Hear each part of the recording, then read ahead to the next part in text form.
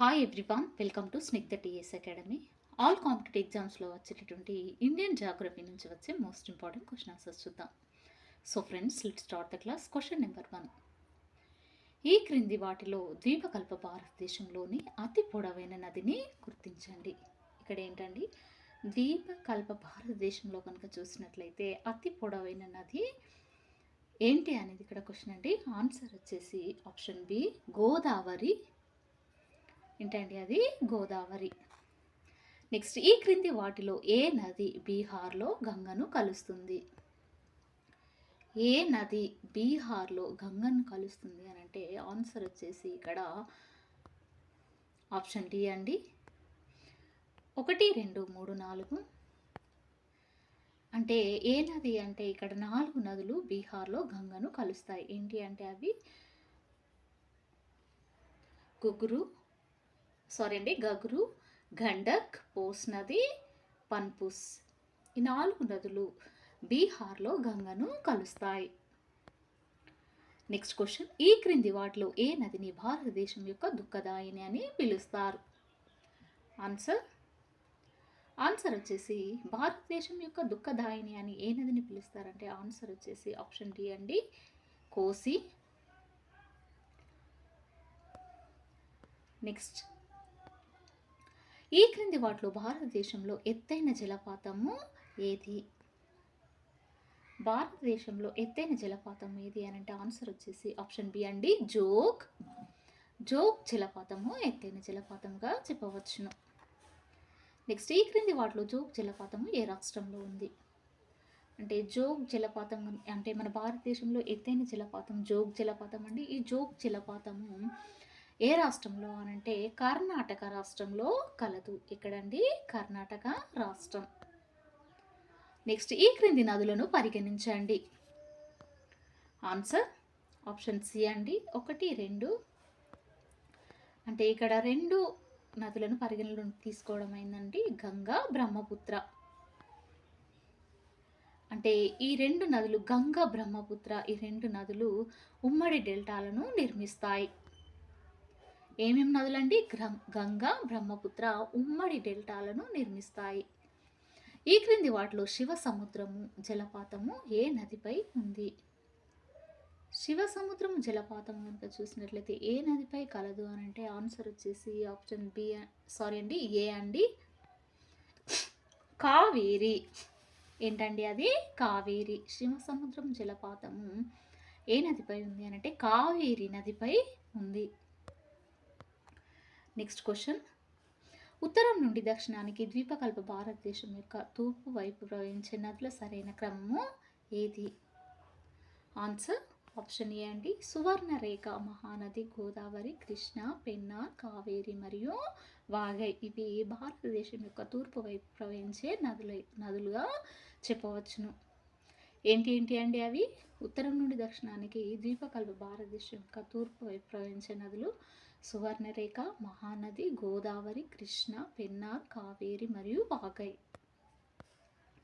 Next question, ఈ క్రింది వాటిలో కాశ్మీర్ యొక్క ఉలార్ సరస్సుగా దేన్ని పేర్కొంటారు? కాశ్మీర్ యొక్క ఉలార్ సరస్సుగా దేన్ని పేర్కొనడం జరిగిందంటే ఆన్సర్ వచ్చేసి ఆప్షన్ సి అండి, టెర్మినల్ మొరైనిక్ డ్యామ్ ద్వారా ఏర్పడిన సరస్సు. ఏం సరస్సు అండి? టెర్మినల్ మొరైనిక్ డ్యామ్ ద్వారా ఏర్పడినటువంటి సరస్సును కాశ్మీర్ యొక్క ఉలార్ సరస్సుగా పేర్కొంటారు. నెక్స్ట్ క్వశ్చన్, ఈ క్రింది వాటిలో భారతదేశంలోని 2వ అతిపెద్ద నది పరివాహక ప్రాంతము. 2వ అతిపెద్ద నది పరివాహక ప్రాంతం ఏంటంటే ఇక్కడ ఆన్సర్ వచ్చేసి ఆప్షన్ డి అండి, గోదావరి. అంటే 2వ నది పరివాహక ప్రాంతం ఏంటండి? ఇక్కడ గోదావరి. మన భారతదేశంలోనే 2వ అతిపెద్ద నది పరివాహక ప్రాంతం ఏంటండి? అది గోదావరి. నెక్స్ట్ క్వశ్చన్, ఈ క్రింది వాటిలో ద్వీపకల్ప భారతదేశంలో 2వ అతిపెద్ద బేసిస్ను గుర్తించండి. అంటే 2వ అతిపెద్ద బేసిస్ ఏంటి అని అంటే ఇక్కడ ఆన్సర్ వచ్చేసి కృష్ణా బేసిస్. నెక్స్ట్, హిమాలయాల ఉద్ధరణకు ముందు ఈ క్రింది వాటిలో ఏ నదులు ఉన్నాయి? ఆన్సర్ ఆప్షన్ సి అండి, ఏబిసి. అంటే ఏబిసి అంటే ఇక్కడ బ్రహ్మపుత్ర, సట్లెజ్, సింధు ఈ 3 నదులు హిమాలయాల ఉద్ధరణకు ఉన్నాయి.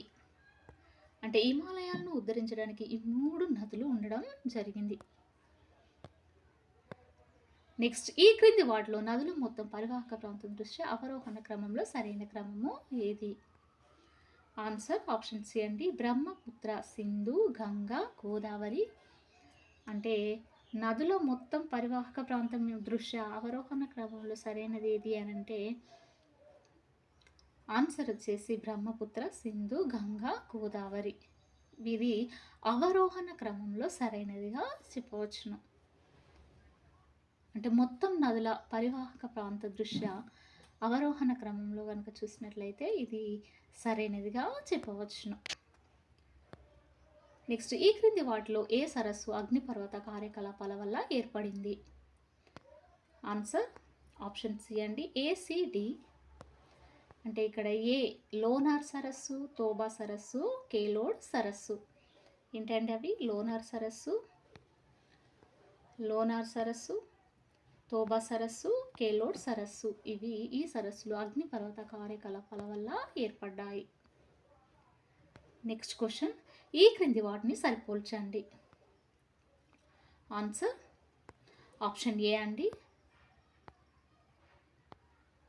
ఆప్షన్ ఏ వచ్చేసి ఇక్కడ ఆప్షన్ ఏ అండి. ఆప్షన్ ఏ వచ్చేసి ఏ నాసిక్ అనున్నది గోదావరి.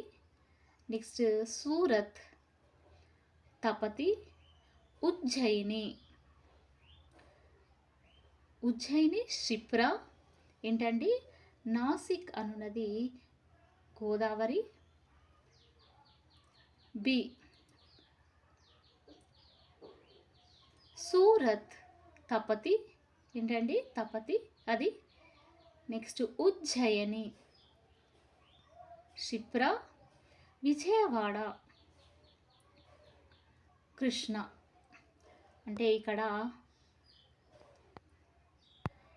ఏంటంటే సరిపోల్చండి అంటే నగరాలు ఏ నది ఏ నగరాల్లో ఉంది అని అంటే ఇక్కడ ఆన్సర్ వచ్చేసి ఆప్షన్ ఏ. ఏంటండి అవి నాసిక్ నగరంలో కనుక చూసినట్లయితే గోదావరి నది కలదు. నెక్స్ట్ బి వచ్చేసి బి ఏంటంటే సూరత్, తపతి నది సూరత్ నగరంలో కలదు. నెక్స్ట్ ఉజ్జయిని ఇక్కడ షిప్రా, ఉజ్జయిని నగరంలో షిప్రా నది కలదు. నెక్స్ట్ విజయవాడలో కృష్ణా నది కలదు. నెక్స్ట్ క్వశ్చన్, ఈ క్రింది వాటిలో గోదావరి, మహానది, నర్మదా మరియు తాపీ నదుల పొడవు యొక్క అవరోహణ క్రమంలో సరైన క్రమము ఏంటి? ఆన్సర్ ఆప్షన్ బి అండి, గోదావరి, నర్మదా, మహానది, తాపీ. ఏంటండి గోదావరి, నర్మదా, మహానది, తాపీ. నెక్స్ట్ ఈ క్రింది ఇవ్వబడిన నదులను దక్షిణం నుండి ఉత్తరం వరకు అమర్చండి. ఆన్సర్ ఆప్షన్ డి అండి, 1, 2, 3, 4. అంటే దక్షిణం నుండి ఉత్తరం వరకు అమర్చినవి ఏంటి అంటే కావేరి, కృష్ణ, గోదావరి, మహానది. నెక్స్ట్ క్వశ్చన్, ఈ క్రింది నదులను వాటి పొడవు యొక్క అవరోహణ క్రమంలో అమర్చండి. ఆన్సర్ ఆప్షన్ సి అండి, 4, 3, 2, 1. అంటే ఫస్ట్ యమున, సట్లెజ్, కావేరి, రావి. యమున, సట్లెజ్, కావేరి, రావి ఇవి సరైన క్రమముగా చెప్పవచ్చును. సో ఆన్సర్ వచ్చేసి option C. Next question, Sambhar సరస్సు రాజస్థాన్లోని ఈ క్రింది నగరాల్లో దేని సమీపంలో ఉంది? సాంబార్ సరస్సు రాజస్థాన్లోని క్రింది ఏ నగరాల్లో సమీపంలో ఉంది అని అంటే ఆన్సర్ వచ్చేసి ఆప్షన్ బి అండి, జైపూర్. వెరీ ఇంపార్టెంట్ క్వశ్చన్ అండి, ఇది ఆల్ కాంపిటేటివ్ ఎగ్జామ్స్లో రావడం జరుగుతుంది. సాంబార్ సరస్సు అనేది రాజస్థాన్లోని జైపూర్ నగరాల్లో అంటే ఈ క్రింది నగరాల్లో దేనికి సమీపంలో ఉంది అని అంటే జైపూర్ సమీపంలో ఉంది. నెక్స్ట్ క్వశ్చన్, భారతదేశంలోని ఏంటండి భారతదేశంలోని ఉత్తర మైదానాలలో కాలువ నీటిపారుదల అత్యంత ముఖ్యమైనది అయినా దీనికి గల ప్రధాన కారణాన్ని గుర్తించండి. ఆన్సర్ ఆప్షన్ సి అండి, కాలువల మూలాలు. అంటే భారతదేశంలో కనుక చూసినట్లయితే ఉత్తర మైదానాల్లో కాలువల నీటిపారుదల అనేది అత్యంత ముఖ్యమైనదండి.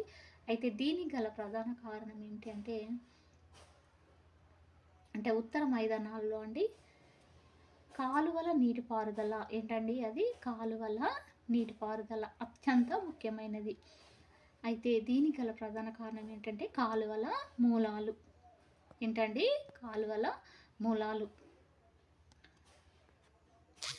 సో ఫ్రెండ్స్, ఇది ఈ రోజుకు సంబంధించినటువంటి క్లాస్. మీకు నచ్చినట్లయితే లైక్ చేయండి, షేర్ చేయండి, సబ్స్క్రైబ్ చేయండి. Thank you very much.